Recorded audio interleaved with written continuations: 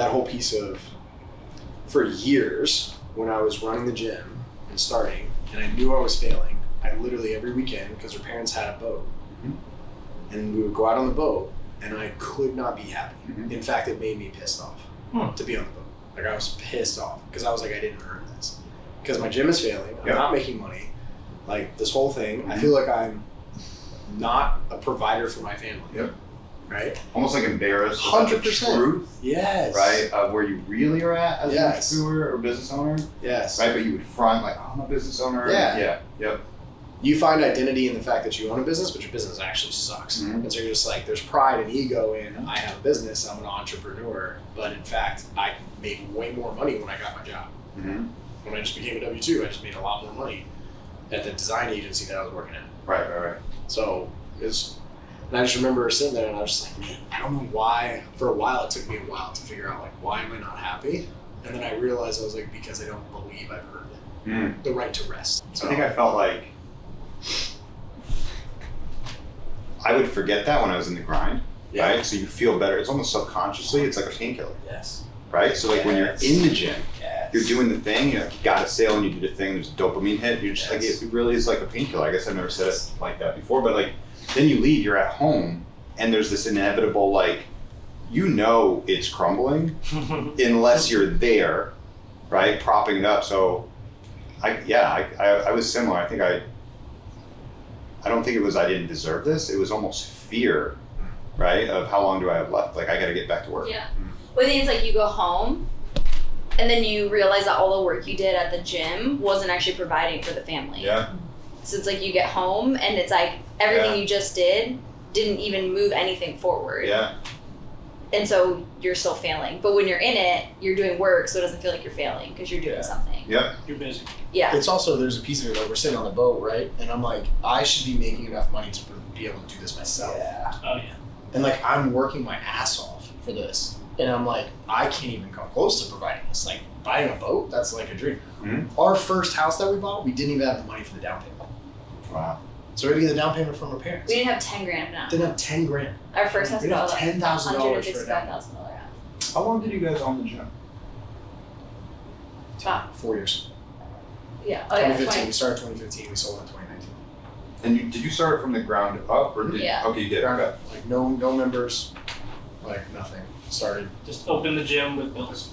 I took a loan from my uncle. He mortgaged. He did a home equity loan and gave me $60,000. That's what we 20 did. grand from our parents. Yeah. 20 grand from our parents. Amazing. It's funny, they came back, they were like, hey, you still owe us for that? We're like, no, we don't. We paid you off a long time ago for that. I know, this is like a month ago. Yeah, and we're like, from the moment They're like, they nice boots, Maggie. literally from the moment I had monthly withdrawals every single month. I remember auto that. withdrawals that I remember just like Yeah. pushing out, and I was just like, it's like, they don't owe you money. I was like, Scary I stuff. paid that off years A ago, long but time it's like, ago. maybe we did. Yeah. Maybe we paid it off. That Maybe is so maybe funny. we just didn't because they took out a loan against their 401k to give us the money Wow. Yeah. to do it. I just remember sitting there, and I think I'm working hard, and like, there's no money. No. There's nothing. And like, I think the big push for me, because it was close to when Rosie was born. After that is when I started really looking at, like, I need to go do something. Yeah. Was the pressure He was to gonna be a father? firefighter. I was gonna be. Were you really? That's when I started like looking at different things, because when Rosie was born, so That's a schedule. Rosie was born Yeah. on a Friday. She almost dies on Saturday morning. Yep. So she's born on a Saturday morning with the labor and everything. She almost dies right there in her living room. And that life-changing moment, you're sitting there for, it seems like a whole lifetime, and she's just not breathing, and you're just like, what is going on? And that puts a lot of things in perspective. You don't realize it until later. Then you're like, wow, life is like a lot different than what it was before. And there's a lot more to life than this. And it's like, I remember at that point, that's when, I think that was the moment for me, because on Monday I'm back at the gym. So I have no time. And she's struggling because she was basically cut open, and I can't be home to help her. Yeah. And I have to be at the gym because there's no other way. Like, I'd have to shut down the gym for the week or two, which means no money, nothing. And we didn't really have any money anyway. Yeah. But I just remember at that point, I was like, this is not the life I want. Yeah, how angry were you at I was yourself? so I remember that. Be like, why? How did I not So much shame. step up. Yeah, exactly. So much shame. Right? How did I not step up and get this handled? Oh, dude. Right, so I can be there for my family. Yeah. Right. Well, I think the kid, especially for you, like having kids really fuels like there's something bigger towards what you want to do. It's not just like for yourself or for your significant other, like for kids who can't do anything for themselves. Like that's a huge part of the motivation. We talk about, all the time. For sure. Yeah, and I want to show them that bigger things are possible too. Yes. Right? So they grow up and they're just like, wait, you accomplished what? And it's like, well, it's really so that you know it's possible, right? Yeah. Yes. There was a point where we were like, man, like early gym launch, business is growing, we're starting to grow as individuals, as leaders, and like it would be way easier if we didn't have kids. And there was like a point in our life where I'm like, if we were on this journey now, pre getting pregnant, we would choose not to have kids. Right. Yeah. Right. For a while, that was like our thought process. But then then you go down the train of like, well, the decisions we made Were were because we had the kids. Like our backs were against the wall. Mm. So like, would we have the So same level of that's a great success We wouldn't have without? had that. Because I having guarantee you, kids. if that moment with Rosie there and like living back through that, if that's not there, I don't think I have the same motivation Right. to push. Because you're a lot more comfortable. Like you don't need as much money. Yeah. You can chill. It's just you two, and it's just kind of like going through life. Yeah. Like for me, that was definitely a big motivating factor. And the other piece, like Jackson being born, that was our deadline. Yeah. Like when we joined Gym Launch, that was our deadline. You were pregnant. Yeah. And it was like, we need to get this done by January 15th. I remember that. This was like, we wrote this down. I was like, January 15th, we need to be out of the gym. Non-negotiable. And how many times when you were, without kids, you told yourself a certain something, like, we're gonna, whatever. When we hit this revenue, when we hire this employee, we'll get there, and it just keeps going, and you just never really give yourself that true deadline. All the time. Yeah. You don't keep promises to yourself because you have no one to hold you accountable to keep promises to You yourself. just don't ever want to do that to your kid. And exactly. Like you have kids, and like you want to show them that when you say you're gonna do something, you're gonna do it, and then the outcome is also providing for them. So it's like twofold. Yeah. You know. And you It's think funny. about like, go ahead. It's just funny because like my whole life was like I never want to have kids, like I always want to do career first. Yeah. Like, and to me as a female it was like career or like be a mom. Like in my head, I mean my mom did both, but she gave up a lot in her career for a long time to be able to do that. And then like I remember it clearly, like the first day I met the boys and I was like, I get it. Like I get how they fuel like you want to do everything you can for them. Yeah. Like anything that they want, you're like, okay, how can we, fulfill on that? It changes the whole framework, how you see life, and like make decisions through. It does. And I also think technology nowadays has made it easier for women to have a career and advance in it while also being a mom. It's like so different than, because my mom was very similar. She like stayed very consistent in her job for her whole life, but never took any other opportunities because of weekends and sports and like all these other things. But now with technology, Like work you from can work home from and home stuff, and like mostly kind of almost create your own hours to be able to like work around kids' schedules and extracurricular activities and things that you need to provide for. And it might be a little extra work, like you might have to wake up a little earlier, go to bed a little later, but stay up, you can at least fit it all into a day because technology has like really expanded. I think it's amazing how like parents so kids obviously help shape your decision making and everything, but like so do your parents.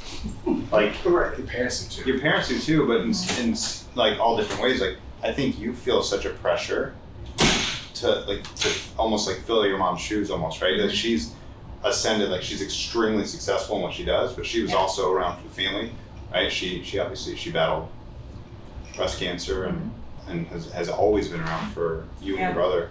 What's interesting because that same, like, you feel that pressure. My dad was the provider for my family, right? And so, like, for me, I grew up with, like, I need to provide for my family, which I think is normal for men anyway, but it's even deeper for me because, like, I was homeschooled, I lived at home, my dad went to work, my mom taught us, like, the whole thing. So when I am unable to provide, like, that's the shame is just, like, it runs generationally deep. Yeah. You have the same, yours is just opposite. Like you want to be able to provide for what you didn't get like throughout your childhood. Yeah, I mean, we were poor. You want to be able to make that for the kids. Mm-hmm. Yeah.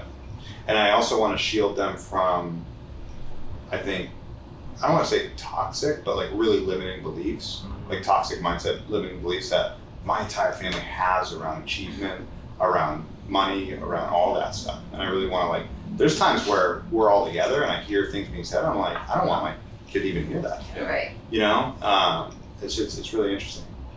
But I'm not gonna like shield them from that. But it's just like that. It's that much more important that I like overshadow that with just leading by example or like spending time with them, so that they learn something else.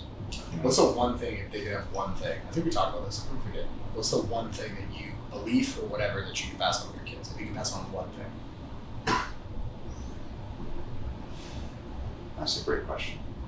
I think something you do a good job of, like in my family, it was like you grow up, we went to Catholic school, after school, you went to college, after college, and like I wanted to go do fashion school. My parents were like, you're not going to fashion school, like go for business. That's where you're going to go make money. And then it was like, you go get the corporate job, you climb the corporate ladder. And I think something like you and we, like as a family, do a really good job of is like, there's not one path for all. And I actually think that's becoming more relevant to kids that age now. Like when I was growing up, it was like everybody in my high school went to college. Yeah. Now it's like breaking that belief of like you can like drive yourself to do something without like going and getting in debt or like all that stuff. Mm-hmm. Yeah. I think that's one big belief you push on them, which is huge. Yeah, they're only 7, 6 and 7. I think that it's interesting about that because I was like, my first thought when you said that, I was like, I want them to know that they can do anything that they want to do. Yeah. But what's interesting about that is I feel like nowadays, a lot of, because you can do anything you want to do for the most part, and like with that generation, then people they just don't do anything, or they change, like they don't see things through. They like start and then they stop. Yeah. Because it's like as soon as like a pressure gets applied, like, oh, I'm just gonna do the next thing or the next thing or the next thing. They don't see things all the way through and give it the same like level of commitment or dedication. So it's like I want our kids to believe that they can do anything that they want to do, but they're gonna see things through. And then if they don't want to do something, then you can change and like pivot. And so it's like trying to find that balance of like, when do you say no to the opportunity and change courses versus like when do you, because a lot of commitment matters. Yeah, commitment, like that's where you learn like the grit and the perseverance, and like that's where like the true like work ethic and hard work and kind of is learned and built over time. But I think because nowadays with social media, it's like anybody can do anything and you can build a following and you can be on social media, and so kids think that I can do whatever I want. It like lends itself to also just be like, so there's no urgency, Right. so there's no effort because I have so many options, and that's really dangerous, right? Yeah. Because time matters, right? And I think something I've been thinking about a lot lately, which goes along with what you said, is if it's worth doing, it's worth doing well. And I think that that is such a powerful statement, because if you will choose to go down that path, I want to see our kid like take pride in what they do and throw absolute all of like their whole self at that. We're all capable of so much more, and like a lack of effort is one of the things that I've always thought was one of the worst things that we all have in our life. It's like when you look back and like, I didn't try hard enough. Yeah. Potential is a curse. Potential, right? It's like I really want to make sure that they know what focus and effort are and take pride in what they do. Yeah. Their word matters. That's a really, really big thing for me. That's something we talked a lot about with them. I mean, they're young. Yeah. We're gonna do this. We started it and I stopped, but I'm gonna do this. I'm gonna develop it more. I'm gonna look at our family name as like a brand and a company and create core values around it. It's like Owens do this. So then there's a label attached to it. So as an Owen, it's like I do this. I feel like at least we're watching House of Dragons, right? And they say as a Targaryen or as a whatever. A Lannister always pays their debts. Yeah, exactly. You right? really So take like pride in your name. No, it's like an Owen always tells the truth, no matter the cost. Mm-hmm. Right? Mm-hmm. It's like an Owen only cares about the person staring back at them in the mirror. Yeah. Right? They only care about what is this person that's staring back at me in the mirror? What do they think of me? Mm-hmm. Because that's the only thing that matters. Like if I could give my kids one thing, it would be the opinions of other people don't matter. It's the person staring back at you in the mirror. Yeah. Because I think that leads to so much insecurity for most people, and it keeps so many people from wanting to go and do the things and do it well and go 100% in, because they listen and these doubts creep in and they're like, but what do they think about? It And then I would shapes see- all your decisions. Yeah, and then they start thinking about, well, I need to live up to someone else's standards, and it's like, no. Like the only person you should the main person you should keep your promises to, the main person who you should gain the respect of is the person staring back at you. Yeah. Yeah, that's good. I started going down that path, and I'm going to revisit it. I need to do that. Like create kind of like. They can hardcore sign values. it. I mean, it's Yeah. powerful. Yeah. It's like, and we always say that, and it's like, hey, like if they're not living in accordance with that, it's like, got it. As owners, what do we do? And it's like, because then what it does is, you know how many times as kids, right? You're like, yeah, but so and so does this, Yeah. and it's like, got it. What's their last name? Are they Owen? No, That's Always actually do really this. powerful. right? Owen is a Yes. very popular last name though, so. Well, yeah, but It's always not working. It's Yeah. like his last name But what's is his what first he said that. Right. what's his dad's name? I like that. But like then you can do that powerfully, where it's like, yeah, but they do this, and it's like, got it. But what's their last name? You know what's really powerful about that? As they mature, you can have conversations about what they think is missing, or like Mhm. from the list, Mhm.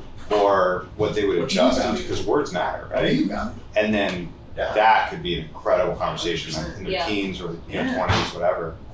It's just something like in the family for years. I mean, I can I'm imagine. thinking a crest. Like I mean, Yeah. a logo, like a crest, like a family thing, like and it just passes on That's generation really by powerful. generation. Yeah, we do something like that, like at work, like we have, like every leader has their like core leadership values, Yeah. and they have one slide Jeez. that when they present on it, like this is, That's great. and it doesn't change, but it's Yeah. like you're saying something similar, like your family Mhm. values. What are our family Yeah. values? They don't like, Yep. we don't stray from them. If anything, we add to like what we. Yeah.